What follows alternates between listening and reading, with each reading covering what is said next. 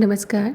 आज मैं जिस किताब से आपका परिचय करा रही हूँ वह है त्रिलोकनाथ पांडे जी की पुस्तक रामदूत हनुमान का आत्माख्यान। यह जो पुस्तक है वह हनुमान जी पर आधारित है और यह उपन्यास रामदूत हनुमान का आत्माख्यान है। लेखक त्रिलोकनाथ पांडे जी की सृजनात्मक चेतना का वह विस्तार है जिसमें जीवन के अनुभव, मिथकीय परंपरा और आधुनिक यथार्थ एक दूसरे में घुलकर एक गहन साहित्यिक संसार रचते हैं। गुप्तचरों की दुनिया से लंबे समय तक अत्यंत निकट और व्यवहारिक रूप से जुड़े रहे लेखक का पेशागत अनुभव इस रचना की अंतर्धारा बन जाता है। सूचना संग्रह, रणनीति निर्माण, सूक्ष्म निगरानी, धैर्य और निर्णय की नैतिक जटिलताएं, ये सभी तत्व उपन्यास में इतनी सहजता से आते हैं कि पाठक को बार बार यह अनुभूति होती है कि वह किसी कल्पित कथा नहीं बल्कि अनुभव से उपजी संवेदना को पढ़ रहा है। यही कारण है कि कथा का राजनीतिक, सामरिक और गुप्तचर संसार बनावटी नहीं लगता, बल्कि जीवित, स्पंदित और विश्वसनीय रूप में उपस्थित होता है। त्रिलोकनाथ पांडे इस उपन्यास में राम कथा को भक्ति या आदर्शवाद की रूढ़ सीमाओं में बांधकर नहीं रखते, बल्कि उसे एक आधुनिक, प्रश्नाकुल और वैचारिक पुनर्पाठ में रूपांतरित करते हैं। कथा का केंद्र हनुमान है, किंतु यह हनुमान केवल शक्ति, पराक्रम या अटूट भक्ति का प्रतीक नहीं, बल्कि स्मृति, विवेक, आत्मसंशय और गहरी मानवीय करुणा से युक्त एक संवेदनशील पात्र हैं। मतंग ऋषि के आश्रम से आरंभ होकर कथा का प्रवाह धीरे धीरे वन, पर्वत, सरोवर, ऋषि आश्रमों और राज्य सभाओं से गुजरता हुआ राजनीति, सत्ता संतुलन, सैन्य रणनीति और युद्ध की अपरिहार्य हिंसा तक पहुंचता है। लेखक की भाषा संस्कृतनिष्ठ होते हुए भी प्रवाहपूर्ण और चित्रात्मक है। प्रकृति यहाँ केवल पृष्ठभूमि नहीं, बल्कि पात्रों के भावलोक का विस्तार बन जाती है। इस उपन्यास की भावनात्मक शक्ति उन क्षणों में सबसे अधिक सघन हो उठती है जहाँ हनुमान के भीतर नैतिक द्वंद्व उभरते हैं। यक्षवध का प्रसंग केवल एक युद्ध कथा नहीं रह जाता, बल्कि अपराध बोध, आत्ममंथन और करुणा से भरा ऐसा क्षण बन जाता है जो आधुनिक मनुष्य की नैतिक चेतना से सीधे संवाद करता है। हिंसा और अहिंसा, कर्तव्य और मानवीय संवेदना के बीच झूलता हनुमान एक ऐसे नायक के रूप में सामने आते हैं जो विजयी होने से अधिक सजग और उत्तरदायी होना चाहते हैं। यह द्वंद्व उपन्यास को भावनात्मक रूप से अत्यंत समृद्ध बनाता है और उसे साधारण वीर गाथा से कहीं आगे ले जाता है। साथ ही रामदूत का वैचारिक साहस इसे विशिष्ट बनाता है। सुग्रीव का दरबार, मंत्रणा सभाएं, गुप्तचर तंत्र और सैन्य संगठन एक ऐसे राज्य संसार को उद्घाटित करते हैं जहां आदर्शों के साथ साथ आशंकाएं, दुर्बलताएं और रणनीतिक विवशताएं भी मौजूद हैं। लेखक यहाँ नायकत्व का महिमा मंडन नहीं करते, बल्कि उसे प्रश्नांकित करते हैं, यह पूछते हुए कि सत्ता, युद्ध और विजय की कीमत क्या होती है और उसका भार किसके अंतःकरण पर पड़ता है। यही प्रश्न इस उपन्यास को समकालीन अर्थवत्ता प्रदान करते हैं। कहा जा सकता है कि त्रिलोकनाथ पांडे का रामदूत परंपरा और आधुनिकता, मिथक और मनुष्य, आस्था और विवेक के बीच एक सशक्त साहित्यिक सेतु का निर्माण करता है।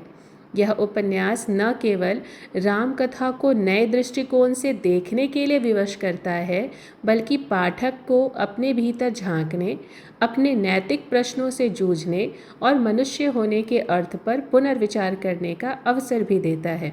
भावनात्मक गहराई, वैचारिक स्पष्टता और अनुभवजन्य प्रामाणिकता के कारण यह कृति समकालीन हिंदी उपन्यास परंपरा में एक महत्वपूर्ण और अस्मरणीय हस्तक्षेप के रूप में सामने आती है।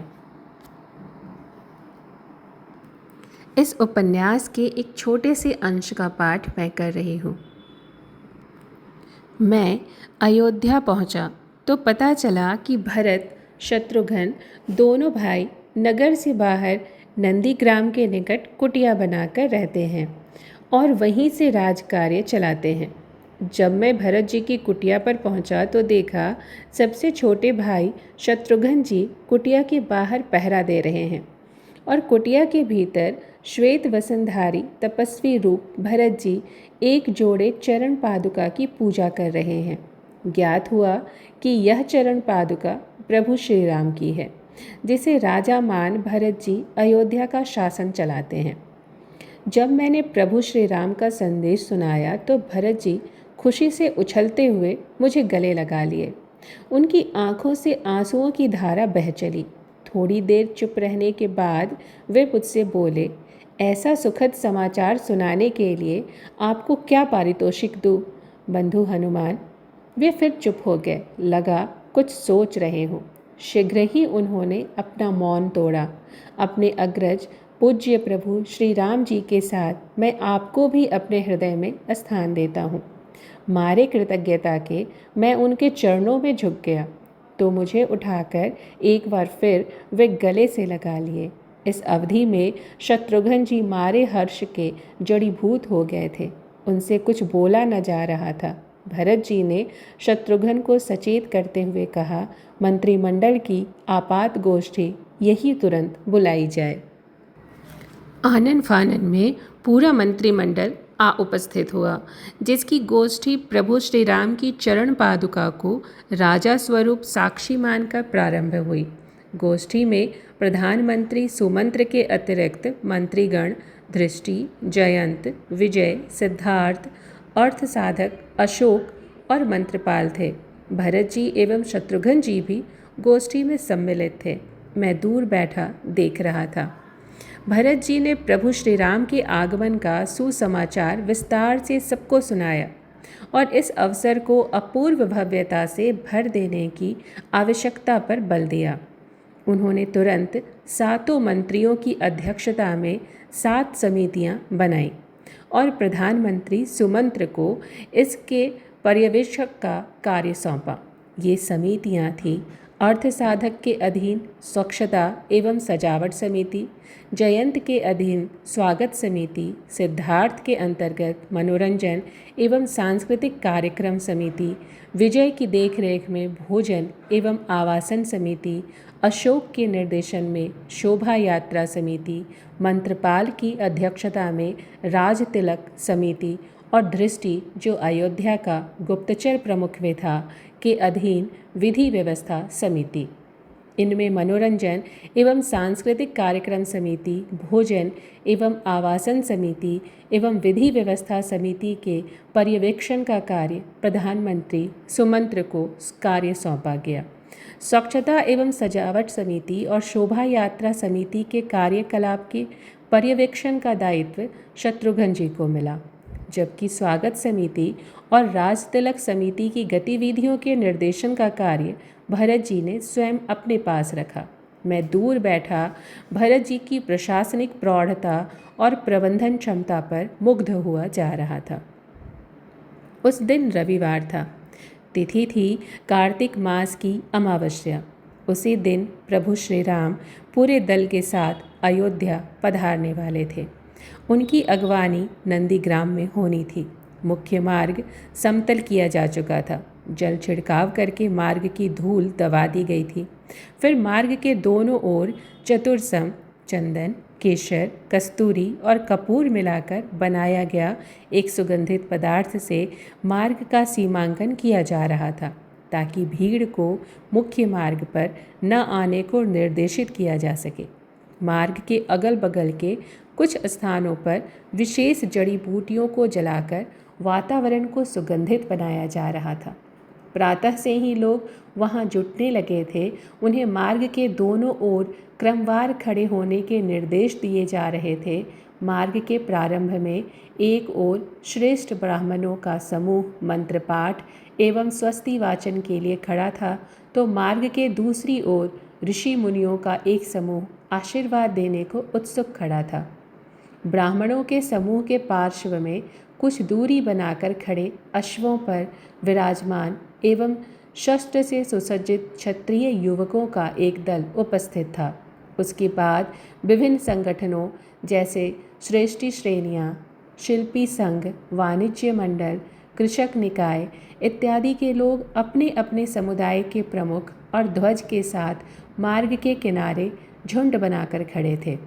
ये अपनी अपनी सामुदायिक कला और विशिष्टता का प्रदर्शन भी कर रहे थे। मार्ग के दूसरी ओर मनोरंजन और सांस्कृतिक कार्यक्रमों के विभिन्न दल अपने अपने कार्यक्रम से लोगों का मनोरंजन कर रहे थे। संगीतकारों के कई दल अपने अपने वाद्य एवं गायन से सुमधुर संगीत उत्पन्न कर रहे थे, तो नर्तकियों के कई दल अपनी अपनी नृत्य कला से लोगों को रिझा रही थी। स्वांग रचने वाले और नाट्य प्रदर्शन करने वाले कलाकार अपने अपने ढंग से लोगों का मनोरंजन कर रहे थे। सभी समुदायों द्वारा अपने अपने दल के सामने मार्ग पर तोरण द्वार बनाए गए थे। राजकीय तोरण द्वार सबसे अंत में था, जो अत्यंत भव्य था और जहाँ विशिष्ट वेशभूषा में सुसज्जित राजकीय उच्चाधिकारी खड़े थे। सभी प्रभारी मंत्रियों ने अपने अपने उत्तरदायित्व संभाल रखे थे। कुलगुरु वशिष्ठ जी वेद पाठी ब्राह्मणों के समूह के आगे आकर खड़े हो गए। ठीक सामने भरत जी और शत्रुघ्न जी भूमि पर खड़े थे। सबसे पहले अगवानी के लिए उनके पीछे 3 माताएं अलग अलग 3 राजकीय सेविकाओं में बैठी हुई थीं। मुख्य मार्ग के बगल में सूर्य राजचिन्ह अंकित राजछत्र एवं कोविदार वृक्ष तथा सूर्य के चित्रों से अंकित राजध्वज से सुसज्जित राजकीय रथ खड़ा था, प्रभु श्री राम को बैठाने को। कुछ युवा अश्वारोही खड़े थे राजकीय मार्ग रक्षण की औपचारिकता के लिए। कई सेविकाएं वाहकों संग तैयार रखी गई थीं।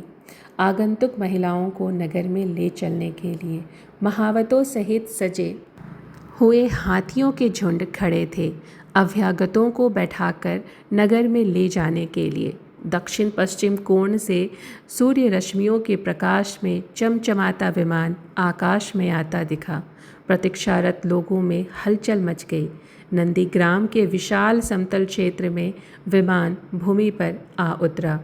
यह वायुयान अयोध्या वासियों के लिए अत्यंत कौतुक की वस्तु थी। इससे पहले उन्होंने विमान न देखा था, किंतु इससे भी अधिक प्रसन्नता और कौतूहल प्रभु श्री राम के आगमन की थी। शुक्रिया। यह पुस्तक राजकमल प्रकाशन से प्रकाशित है और इसकी कीमत है 399 रुपये। त्रिलोकनाथ पांडे जी इसके लेखक हैं और पुस्तक का नाम है रामदूत। यह हनुमान जी का आत्माख्यान है, जिसको अगर आप रुचि हो तो अवश्य पढ़ें। धन्यवाद।